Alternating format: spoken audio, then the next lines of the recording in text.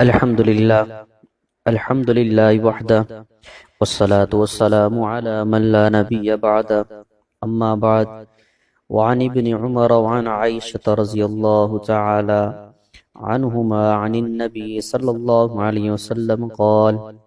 ما زال یوسینی جبریل بالجار حتی ظننت انه سیورثه بخاری و مسلم۔ حضرت عبداللہ بن عمر اور حضرت سیدہ عائشہ صدیقہ رضی اللہ تعالی عنہما دونوں حضرات سے یہ روایت ہے کہ رسول نبی کریم صلی اللہ علیہ وسلم نے ارشاد فرمایا، جبرائیل علیہ الصلوۃ والسلام نے مجھے ہمسائے کے حقوق کے بارے میں اتنی تاکید کی، یہاں تک کہ مجھے خیال ہوا کہ ہمسائے کو میرا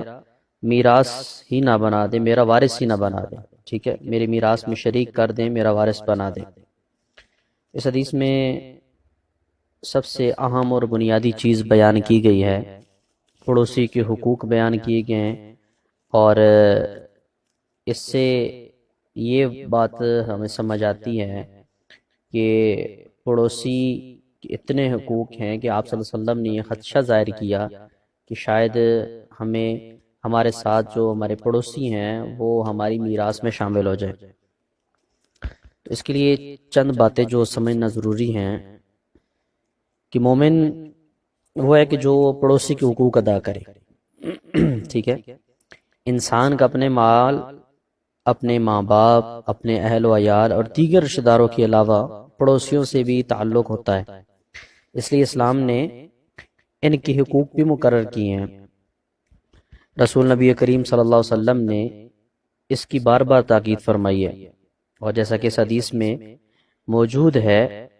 تو دوسری جگہ فرمایا کہ خدا کی قسم وہ مومن نہیں ہوگا۔ صحابہ اکرام نے پوچھا کون؟ تو فرمایا کہ وہ شخص جس کی شرارتوں سے اس کا پڑوسی محفوظ نہ رہے، اور یہ بھی فرمایا کہ جو شخص اللہ تعالیٰ اور اس کے رسول پر ایمان لاتا ہے اس کو چاہیے کہ اپنے پڑوسی کو تکلیف نہ دے، اور یہ بھی فرمایا کہ جب شور ہو تو اس میں جب کھانا پکایا جائے، اس میں شوربہ رکھا جائے تو اس میں اتنا زیادہ پانی ڈالو اور اس میں سے کچھ اپنے پڑوسیوں کو بیچ دیا کرو، اور فرمایا کہ خدا کے نزدیک بہترین پڑوسی وہ ہے جو اپنے پڑوسی کے حق میں اچھا ہو، اور وہ مومن نہیں جو خود کو سیر ہو کر کھائے اور برابر میں اس کا پڑوسی جو ہے وہ بھوکا رہے۔ اما جان حضرت اما عائشہ رضی اللہ تعالیٰ عنہ فرماتی ہیں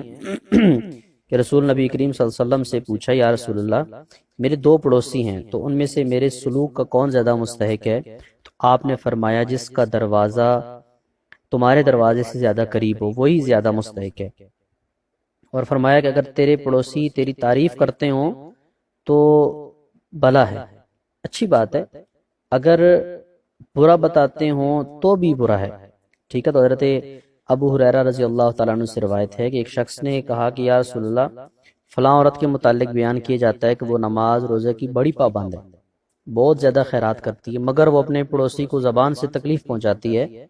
تو آپ صلی اللہ علیہ وسلم نے فرمایا کہ وہ جہنم میں جائے گی۔ پھر اس نے کہا کہ فلاں عورت نفلی نماز روزے کم ادا کرتی مگر اپنے پڑوسیوں کو اپنی زبان سے ستاتی نہیں، تو آپ نے فرمایا کہ وہ جنت میں جائے گی،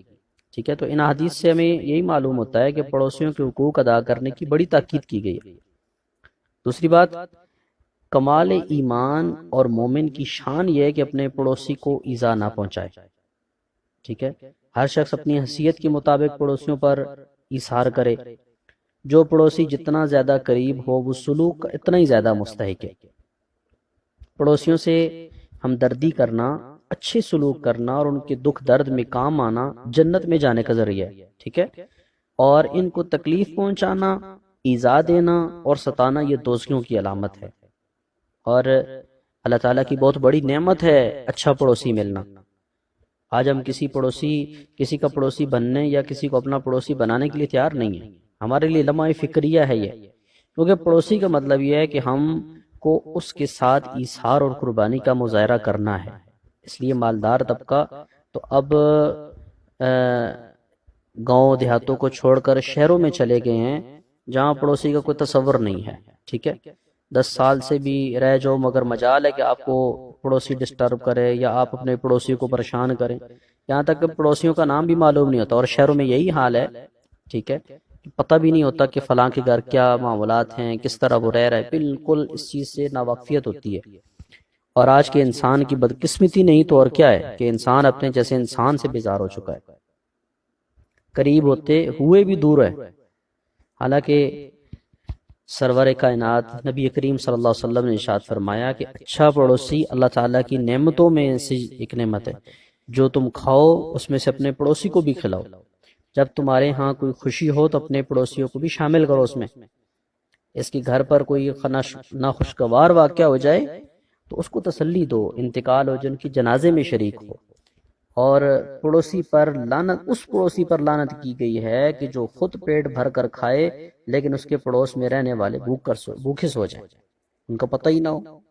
تو آخر میں ایک مثال حضرت امام حسین رضی اللہ تعالیٰ عنہ کا ایک واقعہ پیش کر کے بات ختم کرتا ہوں کہ لمبے عرصے تک آپ کے پاس ایک یہودی آپ کا پڑوسی تھا، اور وہ بہت عرصے تک غلاظت آپ کے گھر کے سین میں پھینکتا تھا، ٹھیک ہے، لیکن کبھی نہ آپ نے ناراضگی کا اظہار نہیں فرمایا۔ اتفاقاً یہودی کسی کام سے آپ سے ملاقات کے لیے آپ کے گھر آیا تو اس نے دیکھا کہ حضرت حسین رضی اللہ تعالیٰ عنہ کی گھر کا سین صاف نہیں ہے، اور اس کی وجہ خود اس یہودی کی گھر کی گندگی ہے۔ تو دیکھ کر شرمندہ ہوا اور معافی مانگی اور کہا کہ آپ نے شکایت ہی کیوں نہیں کی؟ تو حضرت حسین رضی اللہ تعالیٰ عنہ فرماتے ہیں کہ مجھے پڑوسی سے لحاظ اور شرم آتی ہے کہ میں اس پر جا کر کہوں کہ آپ میرے گھر کی طرف کچرا نہ پھینکو۔ اتنا پڑوسی کا خیال کیا۔ ہم لوگ کتنا پڑوسی کا خیال کرتے ہیں، ہم لوگ پڑوسی کے ساتھ کتنی ہمدردی کرتے ہیں، ہم لوگ ان کو تکلیف پہنچانے میں کتنا زیادہ احتیاط کرتے ہیں، ہر انسان خود سوچ سکتا ہے۔